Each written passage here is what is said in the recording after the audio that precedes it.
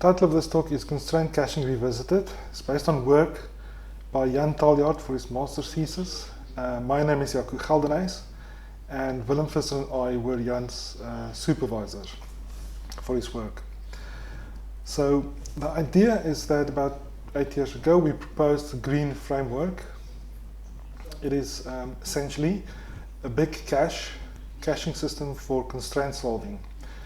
And the idea is to speed up solving constraints that arise during analysis by canonizing them and storing them in a cache and only invoking an external solver when it is absolutely necessary. So in the 8 years since we proposed it, there have been a number of changes in the environment that influence green.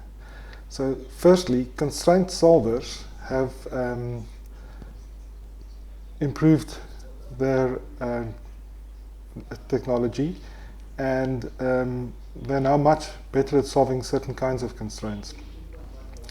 And in particular, we use Z3 a lot, and that has become much faster in recent years. Secondly, the clients that use green, so the programs that perform the analysis and compute the constraints, have also improved. And some of them, like CLI, do their own internal caching and processing, and that has also changed the demands upon green. And together with that, although green is really a flexible framework, there are new use cases that we did not particularly focus on when we originally devised it. So in particular, we focused a lot on symbolic execution 8 years ago, but our own work has shifted to concolic execution, and that has different demands that it makes of green, of a constraint solver. And lastly, and perhaps most importantly, the original green paper has been cited more than 100 times. There are many competitors, and many of them claim to be faster. So there have been new ideas in constraint solving, and we are going to look at those, in particular at one called Julia. So in the rest of this talk, I shall give a quick recap of how green works and then how Julia works. We'll focus on that for now. We'll come back when we get to the experiments to a comparison with Z3 and the influence of concolic execution. And we won't talk much about the internals of the tools that use green. So when a system, analysis system, produces a constraint, it passes it to green, and green performs a number of steps. It factorizes the constraint, so it's broken up into independent sub-constraints, and those are handled independently. In the next step, it canonizes each of those sub-constraints so that it uses heuristic rules to produce a semi-canonical form, so that constraints that may not appear similar are actually identified as identical. It also does variable renaming, so that the constraints that differ only by variable names are not distinguished. And then in the next step, it checks an internal store for whether this constraint has been solved before. So in the case of SAT queries, it will check if the cache contains a satisfiable or unsatisfiable result for a particular constraint. And if it does, it is returned immediately to the analysis tool, and green's work is done, and it has successfully reused the previous result. If it is not found in the cache, it is passed to a back-end, in this case a Z3 translator, and passed to an external solver, and when that returns the result, it is fed back into the cache and also returned to the analysis tool. So that's the essence of green. Now, Julia was proposed by Keynote, Denaro, and Petse around 2017. It was originally called Utopia. Java implementation was called Julia. And we've integrated it into the green system so that they share a lot of the infrastructure. And we refer to that as Grulia. And I want to give you a quick intuition of how this very different approach works. So this dark blue area represents all possible models. The light areas each represent the models that are satisfied by a particular formula. As we can see, some formulas share models. So there are some models that satisfy more than one formula. There are some models that do not share any formulas, in the middle, for example. Formulas can be disjoint. And what is not shown here is that if a formula is unsatisfiable, its area would be empty, it would contain no models. What Gruyère does is it calculates a centroid for each of the formulas, kind of center point. And it does this by triangulating in a way that we'll describe soon, the formula from a predefined set of constant models. But there can be more than 3 or even fewer than 3.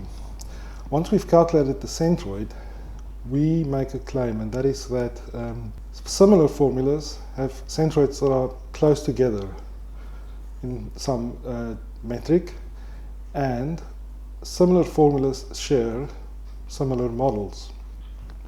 So if two formulas are very close together, we expect them to share many models, and if we can find a model for one, we may find a model for the other. So how do we calculate these centroids? Well, in Gruyère, this is called the sat delta. The sat delta of a formula is simply the average sat delta value for each of the models. Then for a particular model, because we're dealing with formulas that are in C and F form, the sat delta of its clauses is simply the sum of the sat delta for each of the clauses individually. And then if we look at a particular clause and a model, there are formulas like, for a clause of the form A less than B or equal to B, for model M, the sat delta value is the absolute difference between the value of A in this model and the value of variable B in this model. A and B may be constants even. Well, one of them may be a constant, the other will be a variable. And there are similar formulas for different kinds of clauses.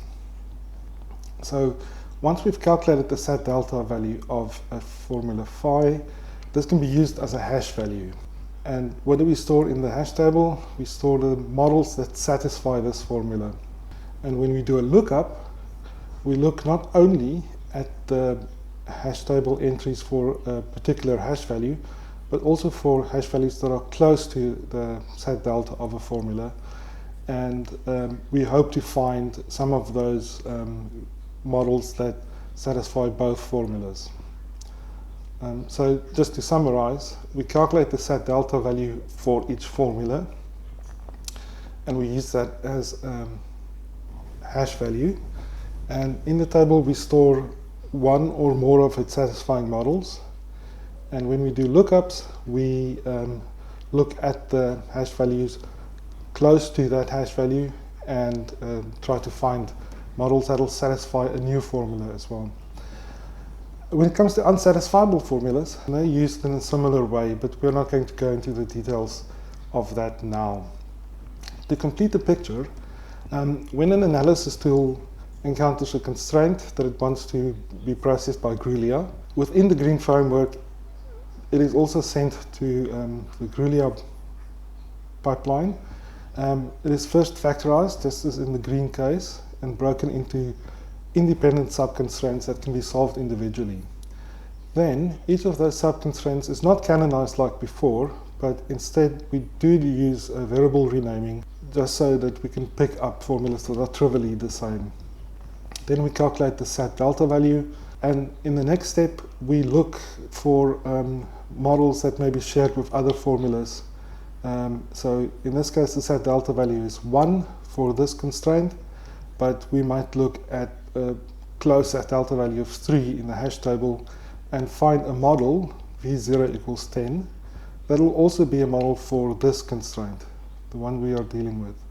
So in this case we would have returned a result immediately because we found a model that satisfies this constraint.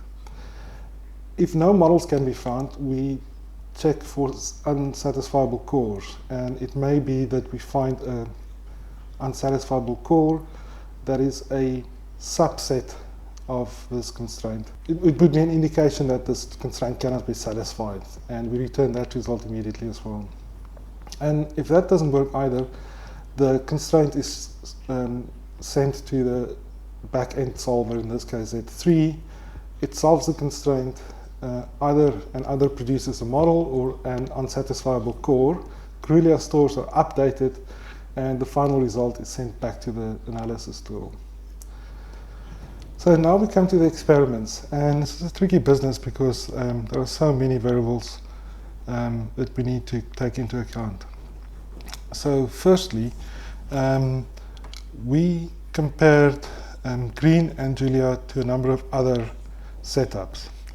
Firstly, there is a Z3 incremental setting that does not factorize constraints, that does not invoke the canonizer or uses renaming of variables, and no store is used. In fact, this Z3 incremental model is called directly from the analysis tool.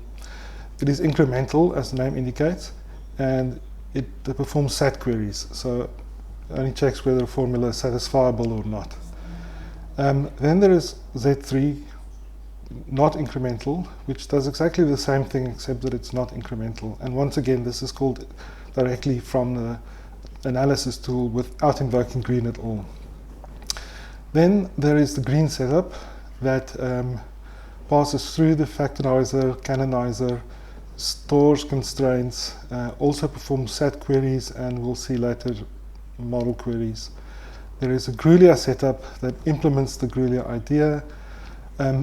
Constraints are also factorized. They're not canonized in this case, but renamed. But these two can be seen as somewhat equivalent. It uses in-memory store and performs model queries, because that's what Gruylia stores in its hash table. Then there is a pipeline that factorizes incoming constraints, but does not store them, cache them, and does not canonize them in any way. It performs SAT queries, maybe model queries, and this passes through green because it needs to use the factorizer. There is Z3 cached setup that does not factorize or canonize, but it does store its results and it performs SAT queries. And lastly, there is a Z3 model which does nothing except perform model queries directly. So this is the equivalent, this is the equivalent of the Z3, but used in a different context. In fact, the context where it's used is that we have 23 models we evaluated for symbolic execution using SPF, and a further 13 models, or subset of 13 models, that we used for concolic execution. And the idea is to compare how green and Gruylia perform when these two different kinds of analysis is used. And lastly, we measure the end-to-end time taken to solve the constraints, so we do not take into account any of the time used by two analysis tools. It's worth pointing out that there were a number of obstacles that we had to overcome. Firstly, Gruylia did not reuse between different runs, but we extended its functionality so that it uses a persistent store, so that we can repeat a run and it will find previous results in its caches. And green, on the other hand, did cache its results across runs and in runs, but it used only Redis to do this. This slowed it down significantly, so we implemented an in-memory store that is a front end to Redis, so that for both Gruylia and green, results or intermediate results are stored in a cache in memory, and at the end of the run it is persisted to Redis. So here are the results for symbolic execution, and it's a lot of numbers, but I will just point out the highlights. So the first thing to say is that here are the models taken from the SPF distribution, and a few of them were taken from an external source. The second column lists the number of constraints, and this third column is the number of factors divided by the number of constraints. So that means on average each constraint for nano XML was broken into almost 6 separate sub-constraints. So this indicates how well the constraints of these models can be factorized. This Z3 Inc column here lists the time it took for Z3 to solve the constraints in milliseconds, and then all the other columns are given relative to Z3 Inc. So Z3 on its own took 4.9 times longer than Z3 Inc to solve the constraints. And for the green Gruylia, Z3 Fact and the Z3 Cached setups, there are 2 columns each.